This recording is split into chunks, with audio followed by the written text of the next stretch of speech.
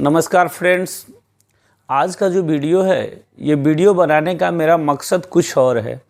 कारण क्या है कि इस तरह के वीडियो को मैं बनाना खुद पसंद नहीं करता हूँ, क्योंकि किसी भी स्टूडेंट का जो समय होता है वो बहुत कीमती होता है और मैं खुद एक स्टूडेंट लाइफ को जीते हुए अभी तक इस पड़ाव में आया हूँ। देखिए, इसका रीज़न क्या है। जो बीएसएससी का एग्ज़ाम हुआ था, उस एग्ज़ाम में जो मैंने क्वेश्चन वाला वीडियो दिया था, उस पे बहुत सारे भद्दी कुछ लोग कमेंट्स भी कर रहे हैं, कुछ लोग ऐसे हैं कि कटअप्स भी पूछ रहे हैं। तो स्पेशली मैं उन लोगों के लिए यह वीडियो बनाया हूँ जो अगर आप स्टूडेंट हो और रियल में स्टूडेंट हो तो किसी व्यक्ति का सम्मान करना सीखो। अगर आप में आदमीयता हो तो देखिए, मैं जो हूँ वो मैं बता रहा हूँ कि देखिए, जो कंपटीशन, कोई भी कंपटीशन होता है उसमें आप देखिएगा कि किसी भी कंपटीशन, जैसे बीएसएससी में 13 लाख फॉर्म आया, उसके बाद 9 लाख का पता चला कि 9 लाख बच्चे का एडमिट कार्ड आया। तो आपको क्या लगता है कि इस 9 लाख में सारे बच्चे पढ़ने वाले होंगे? नहीं, बहुत सारे ऐसे भीड़ के हिस्से होते हैं जो एग्ज़ाम में सिर्फ भीड़ बढ़ाने के लिए आते हैं, और वही जो लोग होते हैं वो फेसबुक या कोई सोशल साइट पे अभद्र टिप्पणियाँ करते हैं। मुझे जहाँ तक लगता है, मैं अपना अभी तक का जो दौर है वो मैं आपको एक छोटे से सारांश के तौर पे बताऊंगा, और मैं बहुत ज़्यादा आपका समय भी नहीं लेने वाला हूँ।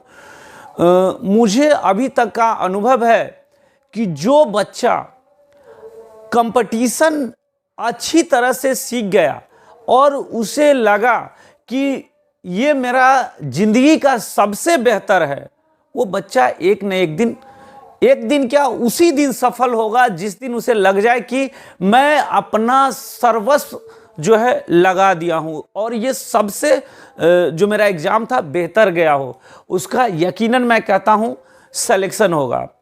तो आप लोग किसी टीचर की मान मर्यादा को देखे समझे। कुछ लोग तो यहाँ तक बोल दिए कि ये क्वेश्चन आउट किए हुए हैं। अरे भाई, मैं जितना मेहनत किया हूँ वो आप क्या जानने गए। मैं 2013 से 2022 तक स्ट्रगल कर रहा हूँ, और ऐसा नहीं कि सिर्फ स्ट्रगल कर रहा हूँ, 2013 से मेरे रिजल्ट आ रहे हैं, फाइनल मेरिट लिस्ट में मैं जाके छट रहा हूँ, और 9 साल समय बीत गया। तो आप जैसे जो कमेंट करने वाले लोग हैं वो समझ सकते हैं कि आप जब कमेंट करते होंगे तो मेरे माइंड पे और मेरे दिमाग पे, दिल पे क्या बीतता होगा। तो इस चीज़ को आप ध्यान में ज़रूर रखिएगा। और मुझे इस चीज़ का भी परवाह नहीं है कि आप कमेंट करते, मुझे पता है आप नॉर्मली, आपका एक छोटा परिवार है। मैं आपको कहता हूं, जो लोग कमेंट करते हैं, आप बताइए कि आप भी किसी न किसी परिवार से होंगे। आप ये बताइए, क्या आपके पास ऐसी कैपेसिटी है कि आप परिवार के सभी सदस्य को खुश रख सकते हैं? नहीं, कतई नहीं रख सकते हैं। जब आपकी शादी हो जाएगी तो आप पत्नी को खुश रखेंगे तो घर वाले नाराज़, और जब घर वाले को खुश रखेंगे तो पत्नी नाराज़। ऐसा अक्सर होता है, हर आदमी के जीवन में होता है। तो मैं भी इस चीज़ को समझता हूं कि YouTube के माध्यम से मैं सभी स्टूडेंट को खुश नहीं रख सकता। कुछ ऐसे होंगे जो हमारे विरोधी होंगे, वो गलत तो कमेंट करेंगे ही करेंगे। तो इस चीज़ को मैं ध्यान में रखते हुए मैं इस वीडियो को बनाया हूँ। दूसरा पॉइंट क्या था कि बहुत सारे स्टूडेंट जो अच्छे स्टूडेंट है, मैं मानता हूँ कि वो सिंसियर स्टूडेंट है, वो हमसे कटअप के बारे में पूछ रहे थे। तो मैं आपको बता दूं कि कटअप जो है वो मैं नहीं बताऊंगा। कारण क्या है कि बिहार के एग्ज़ाम का जो भी कटअप होता है उसमें सारे एक्सपेक्टेशन फेल हो जाते हैं, क्योंकि पढ़ने वाले जो स्टूडेंट होते हैं उनका सिलेक्शन नहीं हो पाता है, और आपको पता ही नहीं चलता है कि कहाँ से इतने बच्चे आ गए जिनका सिलेक्शन हो गया। तो इस चीज़ को ध्यान में रखते हुए मैं कटअप तो नहीं बताऊंगा, बस इतना यही कहूंगा कि देखिए, अगर पेपर लीक है, और पेपर लीक है ये देखने से ही लग रहा है, सोशल मीडिया पे ऐसे ओरिजिनल पेपर वायरल हैं, तो अगर पेपर लीक है तो भी आप क्या कीजिए कि अगर बिहार एसएससी यानी सीजीएल के तैयारी कर रहे हैं तो मेंस और पीटी का जो सिलेबस है लगभग सेम है, तो आप अपनी तैयारी को जारी रखिए। अगर आपसे जो आप में जो कमी रह गई है उसे आप पूरा कीजिए, क्योंकि अगर पीटी हो जाता है तो मेंस में आपको काम देगा, पीटी कैंसिल हो जाता है तो भी आप अच्छी तरह से तैयारी कर लेंगे। तो आप इस चीज़ पर ध्यान न दें कि कटअप क्या जाने वाला है, नहीं जाने वाला है। तो आप अच्छे तरीके से आप पढ़िए और मन लगा के पढ़िए। देखिए, बहुत ज़्यादा इधर उधर करने से कुछ फ़ायदा नहीं है।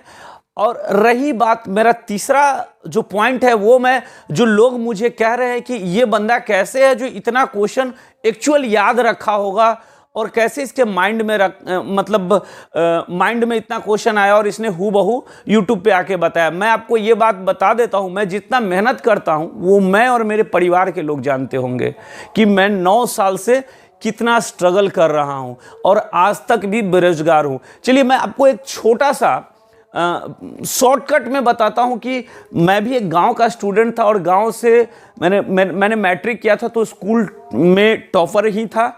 और मैं जब पटना गया तो पटना में मेरी जर्नी स्टार्टिंग में एक छोटे से कंपटीशन एयरफोर्स नेवी से हुई थी, क्योंकि मैं बहुत बड़े परिवार से था नहीं। तो स्टार्टिंग में जब मैं नेवी एयरफोर्स का एग्ज़ाम दिया था तो मैं 5-6 बार के आसपास लगभग मैं मेडिकल अनफिट हो गया था। मेरा मतलब सब कुछ हो गया था, लेकिन री मेडिकल में भी मैं जाके अनफिट हो जाता था, क्योंकि कुछ कान में प्रॉब्लम था जिसके कारण मुझे छांट दिया जाता था। वहाँ से मैं शिफ्ट होकर मैं ग्रेजुएशन कर रहा था, बैंकिंग की तैयारी में आया था। मैं आपको बताता हूँ शॉर्टकट में, और जो मेरे जो चाहने वाले होंगे उन्हें ये पहले से पता होगा कि मैं कितना स्ट्रगल किया हूँ। पहली बार 2013 में मैंने IBPS का पीओ क्लियर किया था। पहली बार, ये मेरा पहला अटेम्प्ट था और इसमें मैंने क्लियर किया था, मैंने इंटरव्यू दिया था, लेकिन फाइनली मेरा सिलेक्शन नहीं हो पाया था। 2014 में SBI, RRB पीओ और IBPS क्लर्क, इन तीनों को क्लियर किया था। इसमें भी अनफॉर्चुनेटली मेरा पॉइंट से सिलेक्शन नहीं हो पाया था। उसके बाद 2015 में मैंने फिर से LIC का इंटरव्यू दिया था। LIC का इंटरव्यू दिया था, RRB पीओ का दिया था। किस्मत कहिए कि यहाँ भी सिलेक्शन नहीं हो पाया था। तो जब ये 3 कंपटीशन में मेरा सिलेक्शन नहीं हो पाया था फाइनली, तो मैंने क्या किया था कि 2015 से 17 में मैंने बीएड भी कर लिया था। 2017 में बीएड भी किया था, ठीक है। और बीएड करने के बाद मैंने क्या किया था, 2017 में बीटेट निकाला था। उसके बाद 18 में सीटेट निकाला था 2018 में, और 6 to 8 का। उसके बाद फिर 15 से 17 में मैंने एक किया था, और 17 से 19 में 2017 से 19 में मैं एमए किया था पॉलिटिकल साइंस से। और उसके बाद मैं 2020 में नेट भी क्वालिफाइंग किया, तो नेट भी मैं क्वालिफाइड हूँ।